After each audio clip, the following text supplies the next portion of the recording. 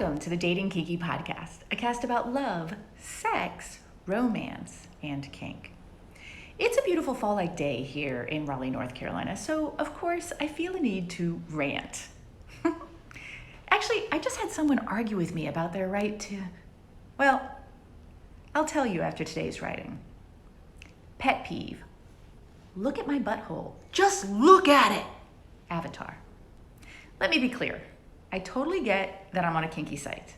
I'm on a lot of kinky sites and have been longer than many people have known kink even existed, or that kinky sites were a thing. Before that, it was the Village Voice personals and the like for me. And of course, in person at amazing kinky events and venues the world over.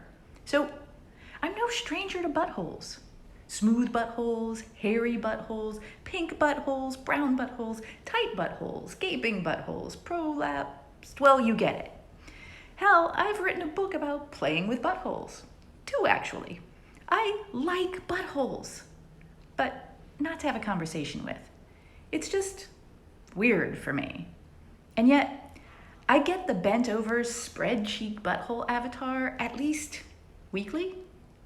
And I don't understand the reasoning. Hello, I'm your friendly neighborhood butthole. Want to have a bit of a chat, eh? No, thank you. And I actually turn people down based on their butthole quite regularly. I don't always say so because, let's face it, in my experience, if someone is using their butthole as their very best foot forward picture of themselves, there are likely many other areas we will not be compatible in, and I can usually choose one of those. For example, they've rarely read my profile in their eagerness to present their butthole and its garden of delights to me. So they have no idea or have ignored that I'm not looking for buttholes or that I don't do online play or whatever. But really, if it's a butthole, it's a deal breaker for me.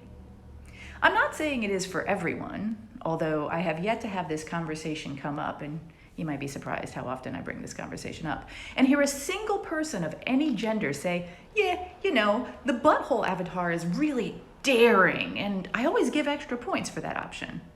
Or really anything positive. Although sometimes I do hear, I don't disqualify them for it. I don't know.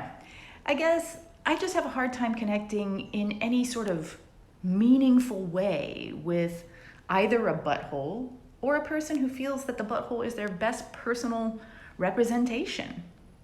What about you? Are you for or against the butthole avatar? So I told someone yesterday that I had zero interest in them because reasons, and they came back at me. I pointed out that they were nowhere near me, that I'm not really looking right now, that I'm not into online or long distance, and that, frankly, it's impossible for me to imagine really having an interest in owning someone who used a bent-over butthole picture as their avatar.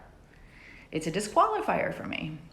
Well, they clapped back saying they had every right to use a butthole photo, and that I was trampling on their rights as a kinky individual by not giving them the chance.